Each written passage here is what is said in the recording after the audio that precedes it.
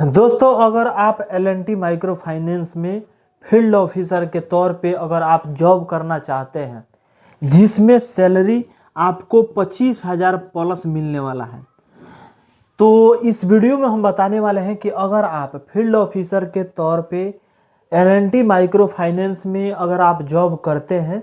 देखिए यहाँ पे लिखा हुआ है ना, FLO, FCO और FSO, ये पोस्ट के नाम है और तीनों पोस्ट के बारे में हम बताने वाले हैं। क्योंकि तीनों जो पोस्ट है फील्ड ऑफिसर के लिए है और उसमें अच्छा खासा सैलरी भी है। प्लस में ये भी बताने वाले हैं कि अगर आप फील्ड ऑफिसर में जॉब कर रहे हैं तो कितने दिन के बाद इसमें प्रमोशन हो जाता है। असिस्टेंट ब्रांच मैनेजर कितने दिन में बन जाइएगा, ABM कितने दिन में बन जाइएगा। देखिए, एक होता है असिस्टेंट ब्रांच मैनेजर जिसको ABM बोला जाता है और दूसरा होता है BM यानी ब्रांच मैनेजर।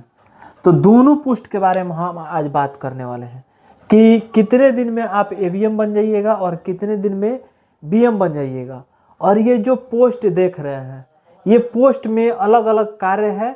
इस पोस्ट के बारे में हम अलग अलग कार्यों का डिफाइंड करने वाले हैं कि किस पोस्ट पे कौन कार्य किया जाता है। सारा इन्फॉर्मेशन हम इस वीडियो में देने वाले हैं। अगर हमारे चैनल पे आप नए हैं तो चैनल को सब्सक्राइब कर लीजिए और दोस्तों के पास शेयर कर लीजिए। दोस्तों, सबसे पहले ये जान लेते हैं कि ये जो पोस्ट है जिसको FLO बोला जाता है, इनका काम क्या होता है। तो इनका FLO का काम होता है कलेक्शन करना। कलेक्शन, जो पैसा पहले से फील्ड में जो बांट दिया गया है वह पैसा यानी लोन के तौर पे जो दिया गया है फील्ड में, उस पैसा को जो है FLO लाता है, उसको कलेक्शन करता है। और ये भी कलेक्शन करता है FCO। लेकिन देख लीजिए, ये पैसा जो कलेक्शन करता है ये रेगुलर वाला करता है और ये पैसा जो कलेक्शन करता है ये NPA वाला करता है, नॉन परफॉर्मिंग एसेट जिसको बोला जाता है NPA। NPA का मतलब होता है कि आप लोग देखते होंगे कि कोई क्लाइंट होती है जो कि गलत तरीके से वो लोन बटा जाता है, उसको पैसा जुट नहीं पाता है, तो वह क्लाइंट जो है घर छोड़ करके कहीं बाहर चली जाती है या पैसा नहीं जमा करती है। तो अगर 90 दिन के बाद 90 दिन तक हो गया वो पैसा नहीं जमा कर रही है तो उसको बोला जाता है NPA। NPA का मतलब हो गया non performing asset. Non performing asset अगर वो 90 दिन के पार कर रही है, 90 दिन हो गया है उसको पैसा जमा किए नहीं जमा कर रही है, तो उस पैसा को कलेक्शन कौन करता है, तो FCO। रेगुलर जो क्लाइंट है जो एक भी EMI नहीं तोड़ी है, रेगुलर पैसा जमा कर रही है, तो उस पैसा को जो है FLO कलेक्शन करता है। उसके बाद से यहाँ पे आ गया FSO। FSO का मतलब हो गया कि इनका काम क्या होता है, सोर्सिंग करना। अब जो फील्ड में क्लाइंट को पैसा देना है उसको सोर्स करता है, यानी देखता है कि कौन क्लाइंट बढ़िया है, कौन क्लाइंट खराब है, कौन क्लाइंट किस प्रकार से है, तो उसका सोर्सिंग कौन करता है, तो FSO। FSO का काम होता है सोर्सिंग करना। और इनका जो है क्वालिफिकेशन चाहिए, अगर आप FCO में लगते हैं तो इनका जो क्वालिफिकेशन चाहिए इसमें ग्रेजुएशन होना चाहिए। बाकी अगर FLO में ज्वाइन करते हैं तो इसमें इंटर पे भी आप जा सकते हैं। सोर्सिंग के लिए आप जो है ग्रेजुएशन हो या इंटर हो आप जा सकते हैं। FCO के लिए ग्रेजुएशन चाहिए, तो इसमें सैलरी भी अच्छा खासा मिलता है। दोनों में अंतर क्या है, अगर इसमें आप जॉब करते हैं तो इसमें कलेक्शन ज़्यादा होगा FLO का, इससे मुताबिक इसका कलेक्शन ज़्यादा होगा, लेकिन इसका सैलरी जो है कम मिलेगा। क्यों मिलेगा, क्योंकि इनका इंसेंटिव जो है कम है। इंसेंटिव इसलिए कम है कि आप जो है जो क्लाइंट फ्रेश है, जो क्लाइंट आपको तबाह नहीं कर रही, जो क्लाइंट आसानी से पैसा दे रही है, उसका पैसा आप ला रहे हैं, तो FLO का वो काम होता है और इनका सैलरी और इंसेंटिव भी कम होता है। रह गई बात FCO का, तो ये लोग जो है वैसे पैसा लाते हैं जो पैसा डूबने के कगार पे है, वैसे पैसा जो क्लाइंट नहीं दे रही है उसको मोटिवेट करके ला रहे हैं, तो उनका जो इंसेंटिव मिलता है ज़्यादा मिलता है, तो इनसे ज़्यादा पैसा इन लोग का बन जाता है। अब सोर्सिंग, जो सोर्सिंग करते हैं, जैसे कि फील्ड में गए और फॉर्म सोर्स करके लाए कि इतना फॉर्म है मेरे पास। तो ये सोर्सिंग जो व्यक्ति काम करता है तो इनका जो सैलरी होता है इनके मुताबिक जो है अच्छा खासा रहता है। क्यों रहता है?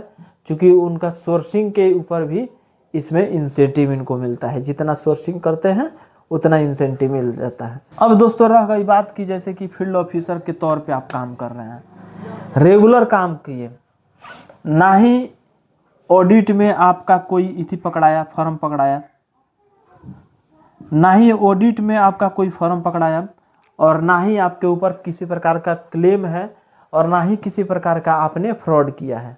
बिल्कुल फ्रेश आप हैं, आप किसी भी प्रकार के कंपनी की तरफ से फ्रॉड नहीं किए हैं। तो अगर आप ऑडिट में अच्छा परफॉर्मेंस रखे हैं, देखिए 6 महीना पे, 3 महीना पे हर माइक्रो फाइनेंस का अलग अलग रूल रेगुलेशन है। तो उसमें चेकिंग होता है कि किस प्रकार से आप लोन बांटे हैं, किसी क्लाइंट का पैसा तो नहीं खाए हैं, ये सारे एक जांच होता है जिसको ऑडिट बोला जाता है। तो अगर ये ऑडिट में आप फ्रेश पाए गए हैं, परफॉर्मेंस अच्छा रहा है, अच्छा सोर्सिंग किए हैं, अच्छा लोन वितरण किए हैं, अच्छा कलेक्शन किए हैं, तो ये सारे चीज़ अगर आपके अंदर गुण पाया गया तो आपको ज़्यादा से ज़्यादा नहीं 2 से 2.5 साल में आपको जो है कम से कम एबीएम बना दिया जाएगा, जिसको बोला जाता है असिस्टेंट ब्रांच मैनेजर। अगर असिस्टेंट ब्रांच मैनेजर अच्छा काम करता है और इसका परफॉर्मेंस अच्छा रहा, अपने ब्रांच के मैनेजर के साथ व्यवहार अच्छा रखा, ब्रांच मैनेजर के साथ मिल करके ब्रांच को संभाला, अच्छा सा काम कराया, उस ब्रांच का परफॉर्मेंस अगर अच्छा मिला, ये सिर्फ आपका परफॉर्मेंस नहीं देखा गया, अगर आपका परफॉर्मेंस अच्छा रहा तो ये सीधे जो है आपको ब्रांच मैनेजर का पोस्ट मिल सकता है। और ब्रांच मैनेजर में थोड़ा सा सहूलियत ये रहता है कि जो फील्ड में काम रहता है, कराना रहता है, खुद नहीं करना पड़ता है। आप लोग जानते हैं ब्रांच मैनेजर के, तो ये होता है। उसके बाद से इससे आगे परफॉर्मेंस होता है तो एरिया मैनेजर बन जाते हैं, जिसको एएम बोला जाता है। देखिए सब पोस्ट का नाम अलग अलग होता है। यहीं चले जाइए तो सिर्फ एक स्वतंत्र माइक्रो फाइनेंस में चले जाइए तो उसमें सिर्फ फैसो होते हैं, बाकी सब फील्ड ऑफिसर होते हैं, लेकिन नाम अलग अलग, पोस्ट का नाम अलग अलग रखा जाता है। अब ये ब्रांच मैनेजर एएम बन गए, एएम के बाद आरएम बन गए, डीएच बन गए। डीएच का मतलब हो गया डिविजनल हेड, एएम का मतलब हो गया कि एरिया मैनेजर। एरिया मैनेजर में क्या होता है कि 3 से 4 ब्रांच उन लोगों को मिल जाता है हैंडल करने के लिए, और वो लोग जो है 3 से 4 ब्रांच हैंडल करते हैं।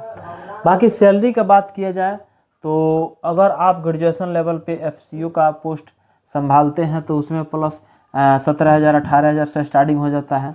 उसके बाद से एफएलओ का काम करते हैं तो उसमें जो है 14,000 15,000 से स्टार्टिंग हो जाता है।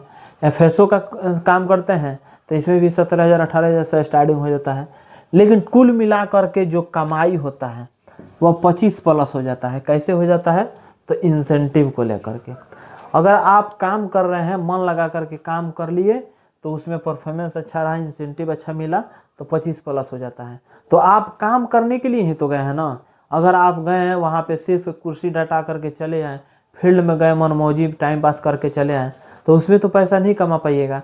पैसा कमाना है तो जिस काम के लिए आप गए हैं उस काम के लिए आप करके पूरा करके आइए, तो उसमें जो है आपका काम भी होगा और प्लस में उस काम का अलग से इंसेंटिव भी मिलेगा सैलरी के अलावा। तो ऐसे आप जो है इसमें अपना करियर बना सकते हैं, अच्छा खासा पैसा कमा सकते हैं। बाकी अदर इन्फॉर्मेशन चाहिए तो हमारे पास कमेंट कर लीजिए। मिलते हैं अगले वीडियो में। नमस्कार, जय हिंद।